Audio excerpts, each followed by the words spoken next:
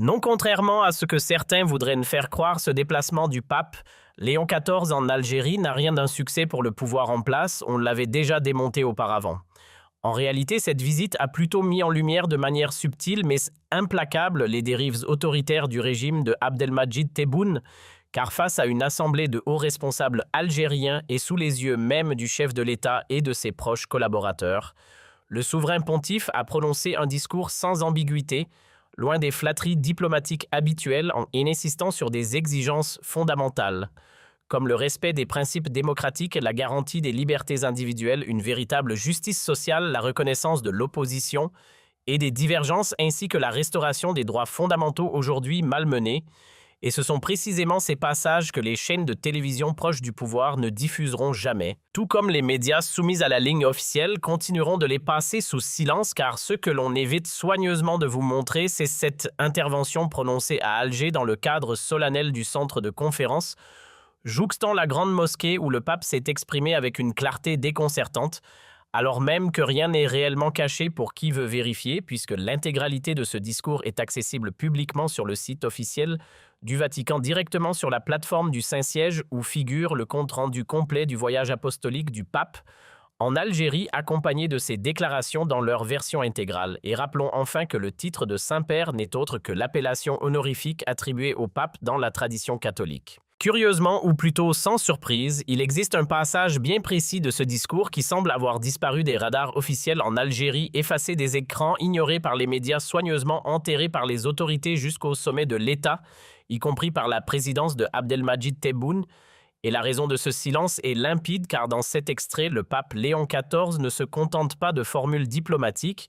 mais adresse une interpellation directe aux dirigeants, les appelant fermement à instaurer un véritable fonctionnement démocratique, à relâcher les prisonniers d'opinion et à restaurer les libertés individuelles des propos, jugés visiblement trop sensibles pour être relayés alors même qu'ils ont été prononcés publiquement lors d'une séquence bien précise de sa visite officielle, après un itinéraire symbolique qui l'a conduit d'abord au Mémorial des Martyrs, puis au palais présidentiel d'El Mouradia. Avant de rejoindre la grande mosquée d'Alger, où il a été accueilli par des responsables religieux, des représentants de l'État, des diplomates et de hauts fonctionnaires, c'est dans ce cadre solennel au centre de conférence attenant qu'il a livré ses paroles, et ce qu'il y développe dépasse largement le contexte local, puisqu'il rappelle que les épreuves historiques traversées par l'Algérie lui confèrent une capacité unique à porter un regard lucide sur les déséquilibres mondiaux, tout en suggérant que si le pays parvient à dialoguer avec les aspirations universelles et à faire preuve de solidarité envers les souffrances d'autres nations proches comme lointaines, alors son expérience pourrait servir de levier pour construire davantage d'équité entre les peuples, car selon lui, ce n'est ni par l'accumulation des tensions ni par les malentendus que l'histoire avance, mais bien en respectant la dignité humaine et en se laissant toucher par la détresse d'autrui. Condition indispensable pour devenir acteur d'un tournant historique aujourd'hui, d'autant plus nécessaire face aux violations répétées du droit international et au retour de nouvelles formes de domination. Dans la continuité de son intervention, le pape Léon XIV ne parle pas dans le vide. Il s'inscrit dans une réflexion déjà amorcée par ceux qui l'ont précédé, rappelant que ce défi n'a rien de nouveau. Benoît XVI, par exemple, soulignait que la mondialisation, lorsqu'elle est pensée intelligemment et encadrée avec rigueur, peut devenir un levier inédit pour redistribuer les richesses à l'échelle mondiale, mais qu'à l'inverse, laissée sans contrôle, elle amplifie les fractures creuses, les inégalités, et peut entraîner des crises d'une ampleur globale. Dans le même esprit, Pape François, fort de son expérience dans les réalités complexes du Sud, insistait sur une idée souvent ignorée: les véritables clés de compréhension ne se trouvent pas toujours au centre du pouvoir, mais bien en périphérie, là où vivent ceux que l'on écoute rarement. Il évoque alors la dorure d'une participation réelle sociale, politique et économique capable d'intégrer les mouvements populaires et d'insuffler une énergie morale nouvelle aux structures locales comme internationales, une dynamique née précisément de l'implication de ceux qui sont habituellement mis à l'écart dans la construction d'un avenir partagé. Et puis vient le moment le plus percutant de son discours, celui qui change tout, celui où les mots cessent d'être théoriques pour devenir une interpellation directe lorsqu'il affirme « j'exhorte ». Il ne suggère pas, il insiste, il presse presque, il somme. Face à lui, dans cette grande mosquée d'Alger, se trouvent ceux qui détiennent le pouvoir et c'est à eux qu'il s'adresse sans détour, les invitant à ne pas redouter cette ouverture, mais au contraire à encourager l'émergence d'une société civile libre, vivante et active, où les jeunes ne sont pas marginalisés mais reconnus comme une force capable d'élargir l'horizon collectif.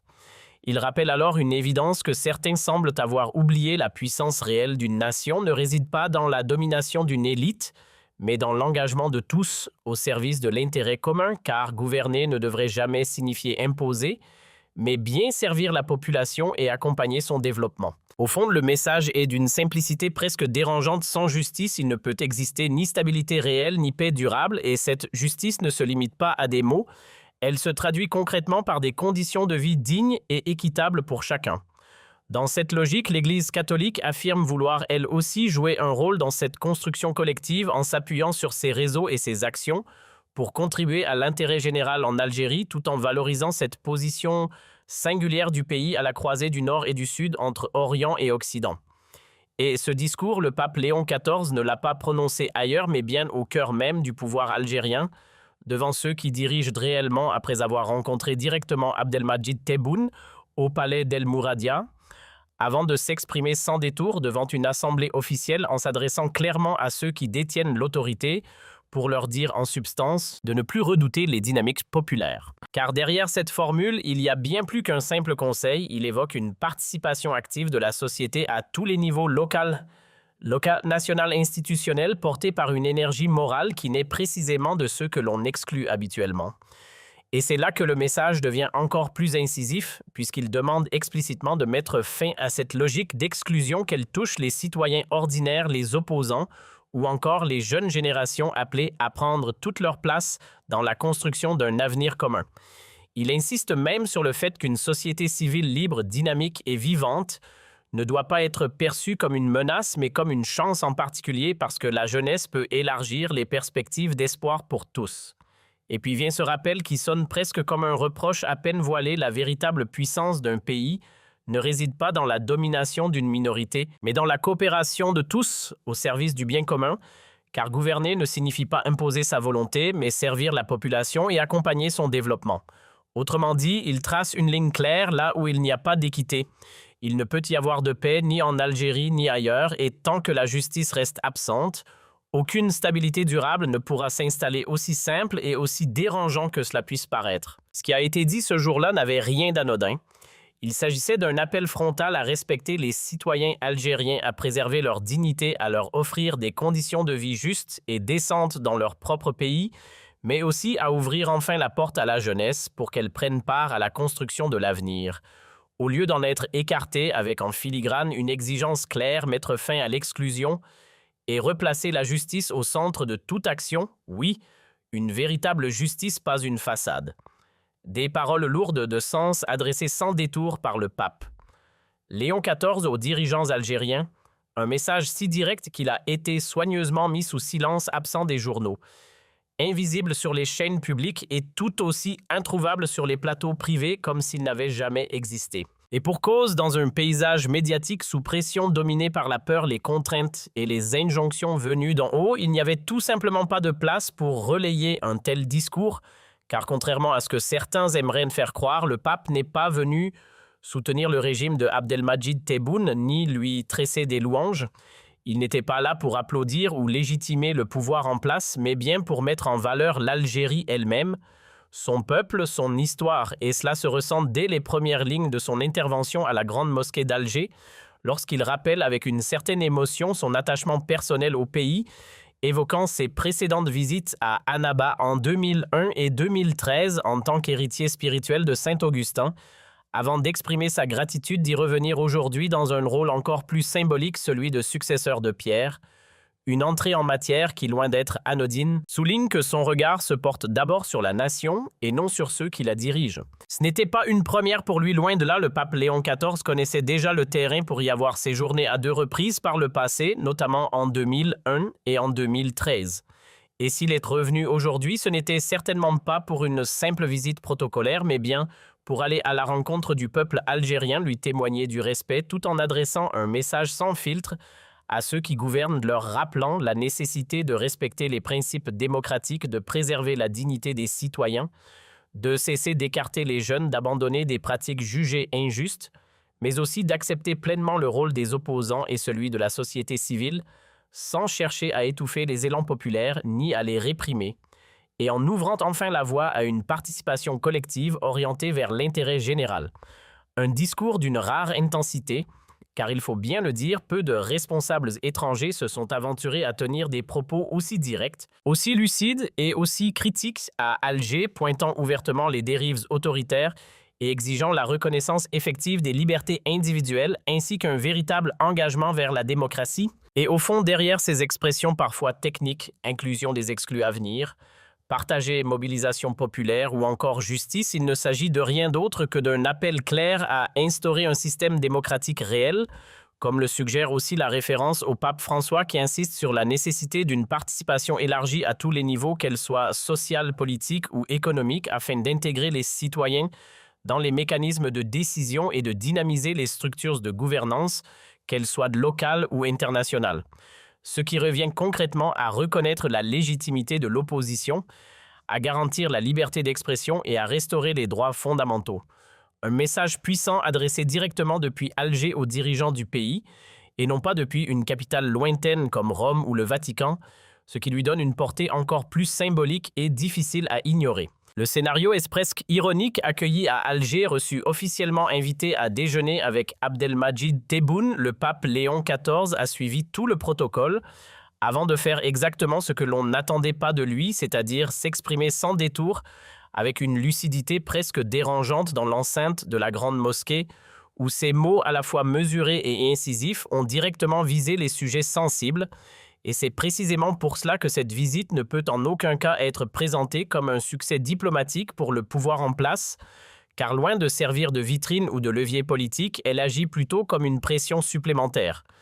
Un poids discret mais réel qui s'ajoute aux épaules du régime, d'autant plus que selon les informations évoquées, il n'a pas hésité à aborder en face à face des thèmes particulièrement délicats,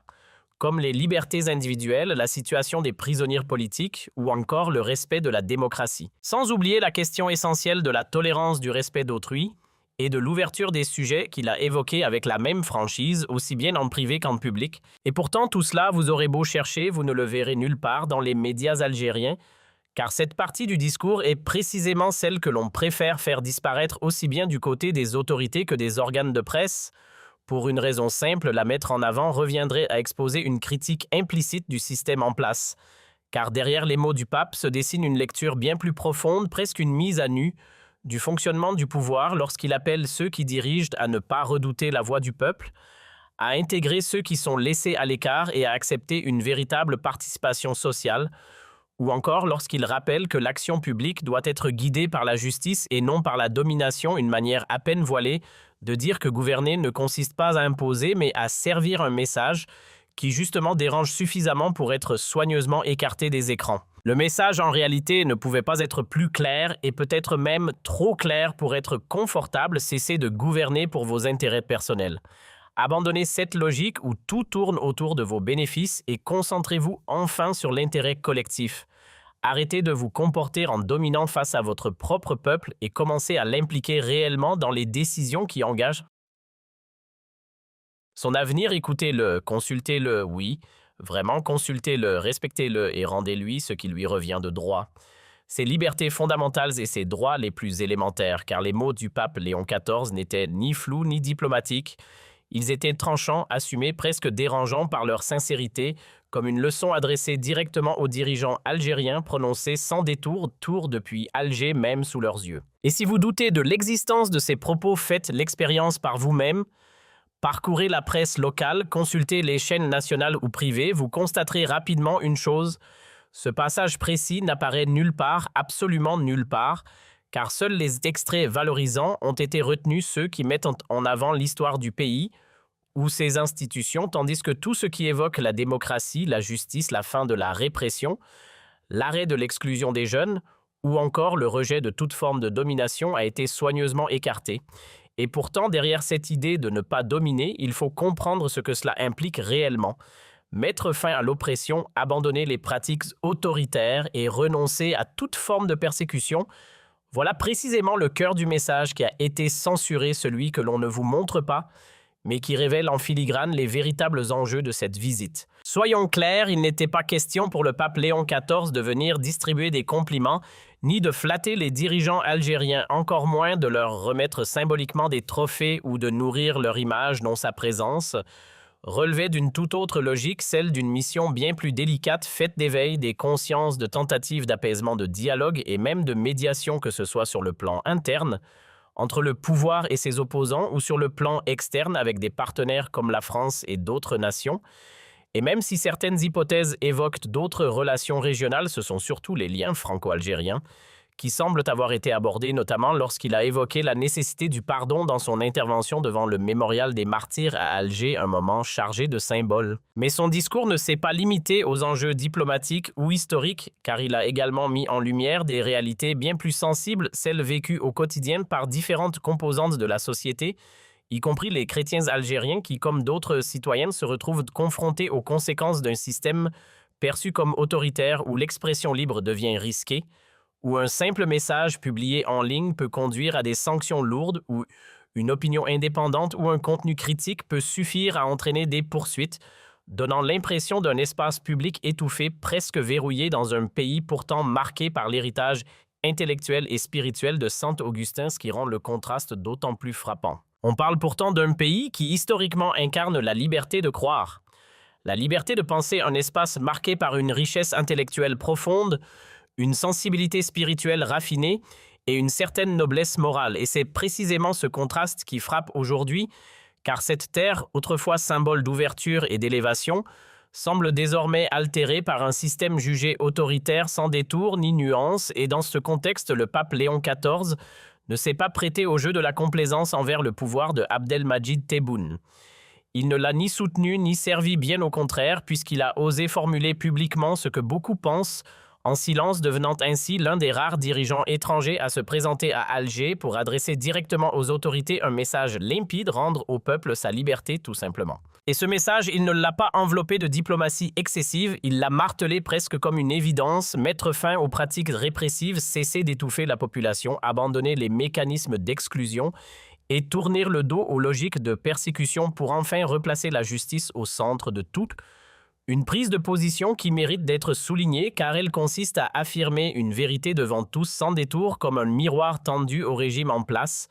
avec l'espoir peut-être que ces paroles franches puissent provoquer une prise de conscience chez ceux qui détiennent le pouvoir.